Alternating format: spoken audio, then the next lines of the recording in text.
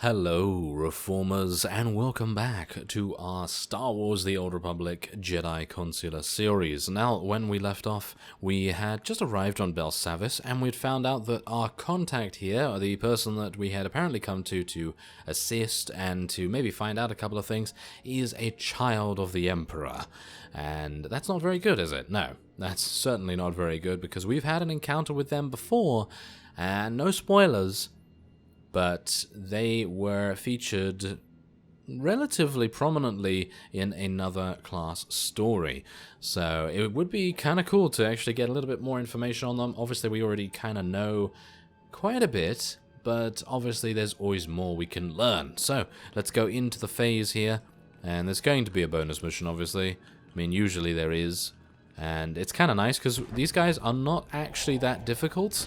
Obviously, the main one, the strong one over there, is probably going to be pretty difficult. Oh, there's no bonus mission?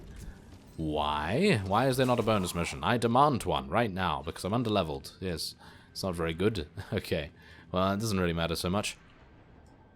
Let's mind crush Jeff. Sorry, Jeff. I mean, Jeff 2.0 or 1.0 or whatever you are, but yes, unfortunately, Jeff has to go down a little bit, unfortunately. That's a real shame. I really don't like attacking those. They're kind of, I think they might be my favorite creature to, you know, mount up in Star Wars The Old Republic. I don't think there's anything else that kind of has the same animations.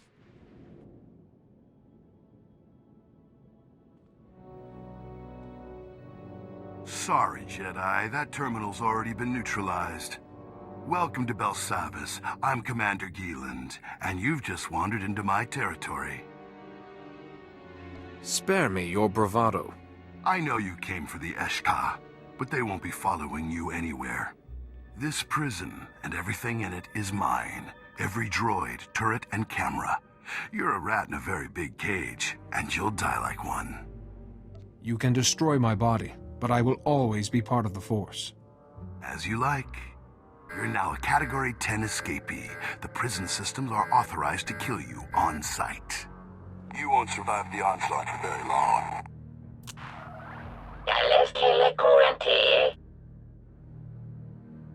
You have my attention? Friends don't hide.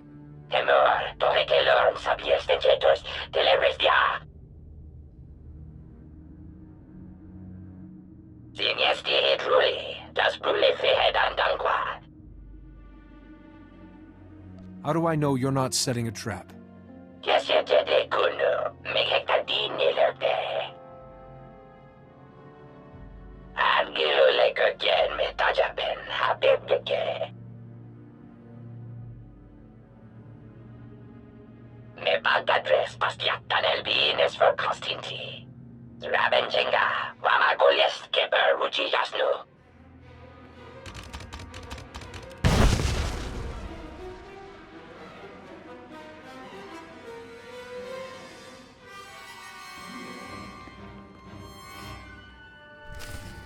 Did you happen to see that, or shall we say, hear that? Because the last line of Commander Geeland's correspondence, did you just happen to catch a little bit of a difference there?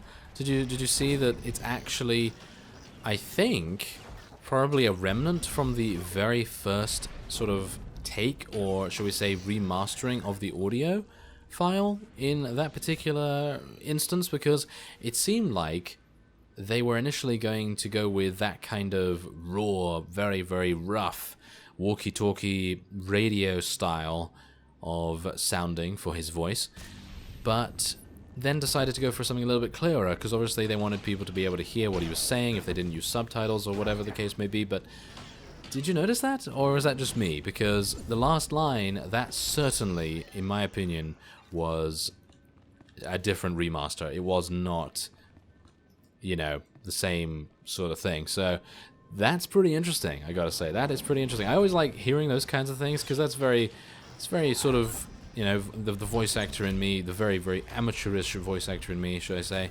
is kind of a fan, you know? I'm a fan of voice acting and things like that. So it's nice to see that BioWare is, you know, their sort of thought processes and the cogs turning in their minds as to what they should do and what they shouldn't do and so on and so forth. Could just be me, but I think that the last line that Commander Gielan said was certainly meant to sound like the entirety of the recording, but they obviously scrapped it and then they didn't have enough time to re-record that one line. Maybe the actor was not available, whatever you want to say, but I think that's pretty cool. I think that's pretty cool. How did they see me this time? I snuck by beforehand. That's a bit weird. How dare you? I'm going to blast you to oblivion. Yes, that's what you get. Anyway, yeah. Obviously then the unknown voice, should I say, did sound like that. So maybe they didn't have enough time to remaster that, but obviously they wanted Commander Gielan's voice to be pretty clear. Again, I could just be hypothesizing randomly and it could actually make no difference whatsoever, but I just thought I would open that topic of discussion in case one of you 100% knows, but it kind of did sound a little bit different to me. Here we go. We have entered Vault S-54. Yes, hilariously enough, how I thought it was a 5 initially, but no, it's actually just an S. So does that mean that it's going to come out with the next Vault version in in a year or so? Because, you know, the S, that's an iPhone joke. Oh, anyway, we're gonna... Oh, there it is. That's where this... Oh, yes, that's where the auto repair module is. There are 7 more droids, technically, to kill in the time that it takes us to go over there.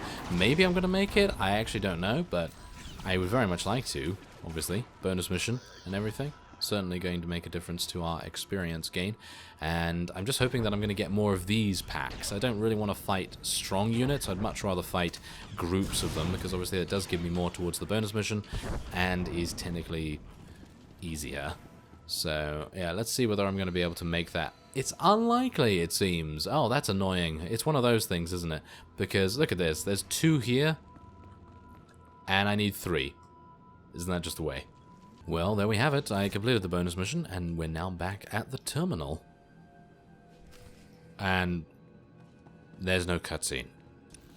Are you joking? Oh no. Okay. Well, time to scavenge another 3 things. Alright, so I've done my very best to get the items in as quick a time as possible, and yeah, it was actually just a very, very simple pickup quest, so we can now repair the terminal.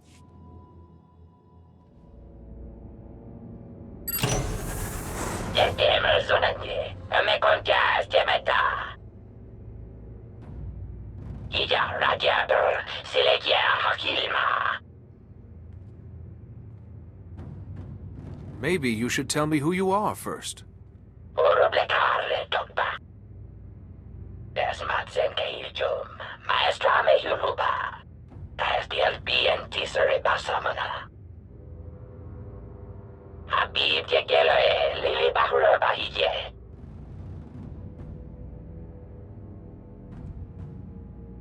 Deepest cells and strongest defenses sounds problematic.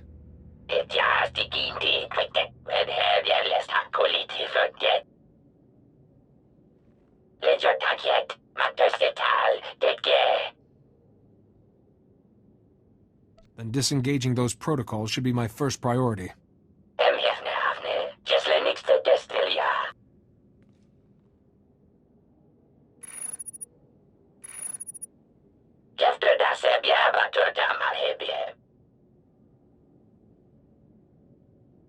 Betray me in this, and you'll regret it for the rest of your days.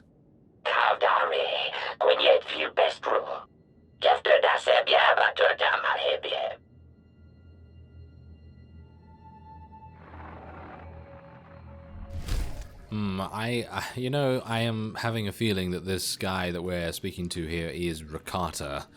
I don't know why, but it just seems to match the kind of linguistics. I don't want to seem like I know anything about languages, because I purposely do not. I am actually terrible at language, but the fact is that it sounds very much like a Rakata, doesn't it? I mean, we've spoken to one on Hoth, technically. We spoke to a hologram of a Rakata, and it seems like the similar kind of language that they're using. So we're gonna find out, I guess. But we need to access the first control state. Oh, wow. Okay, so BETAsatchel is turning out to be even worse than Hoth when it comes to telling the Jedi Consular where to go and what to do. And in general, it's telling us to do a lot of things and telling us to go to a lot of places. Well, we have arrived at the ultra-violent offenders containment area, and we're now going to be heading into the phase, and greeted by a quarantine maintenance droid. I actually thought we were going to encounter some really nasty people in here, but it doesn't seem like that's the case. It seems like we actually have a pretty free ride over to the first control station. And let me tell you, the journey over here was terrible. Absolutely terrible. I got lost once, and then I got attacked. Yeah, really good.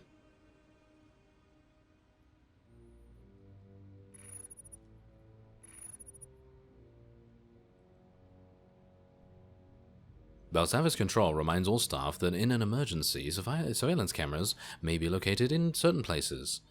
Yes, gotta shut down some cameras. Remember, security is everyone's responsibility. Thank you. Yes, if I could read that as fast as they display it. Jedi, but nobody locks me out of my system.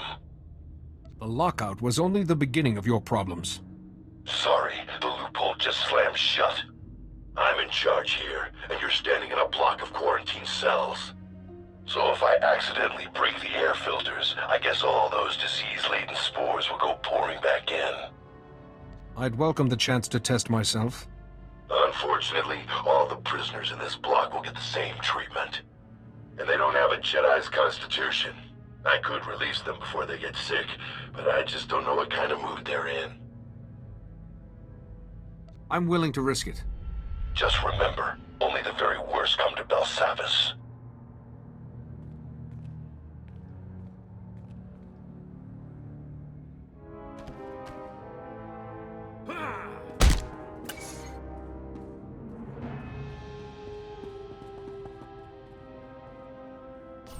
Do you see the way they run? That is hilarious, isn't it? Okay, well, here we are. We now have some random prisoners to fight.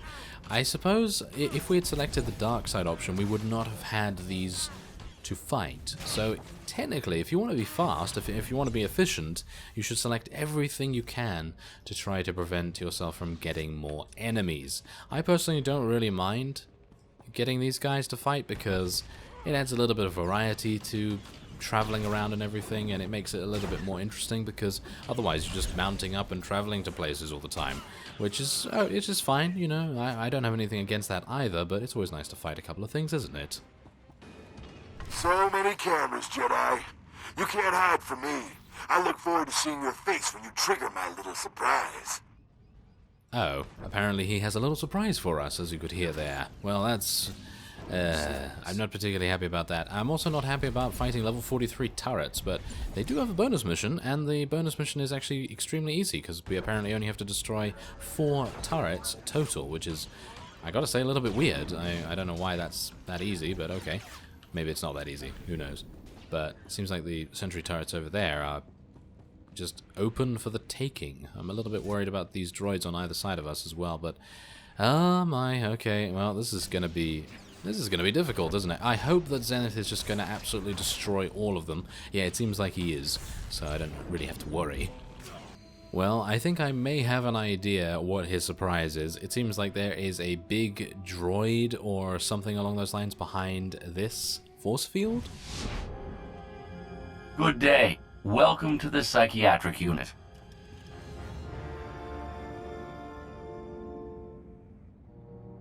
A senior Republic officer ordered me to restrain a dangerous prisoner suffering from the delusion he is a Jedi.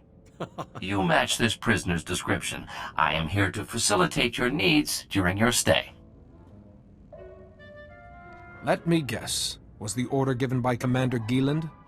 Yes, Commander Gieland is the officer of record. Please relax while I await Commander Gieland's input on breaking your Jedi delusions. If I believe I am a Jedi, and act as one, isn't my delusion indistinguishable from actually being a Jedi? Critical error. Processing space exceeded. Resetting all systems. Good day. Welcome to the Psychiatric Unit, Master Jedi. Have a pleasant visit. System analysis also reports you are sending all clear signals. Allow me to send the next signal for you. Sent. Can I assist you further, Master Jedi? Do you have any data on the Eshka? I apologize, but there is no prisoner named Eshkar in my database. Thank you. Please check your belongings before leaving the Psychiatric Unit. Sinyesti hidruli, das bruli fihedan dankwa.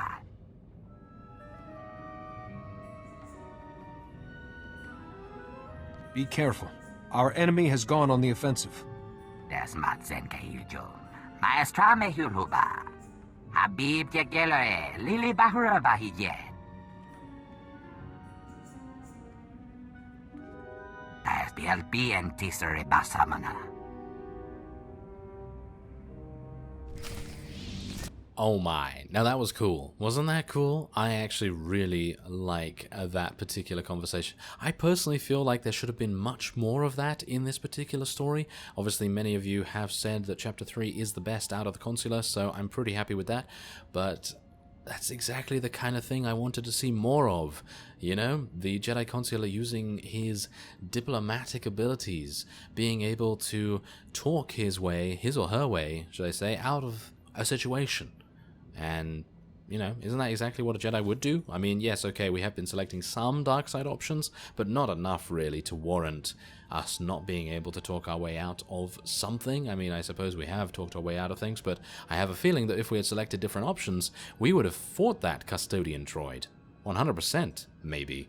I don't know. But I think that was a cool ending anyway, and we're going to be seeing the unknown benefactor in the previous episode, in the next episode. Yeah, that was a great outro, wasn't it? Oh, anyway, I thank you very much for watching, and I will see you next time.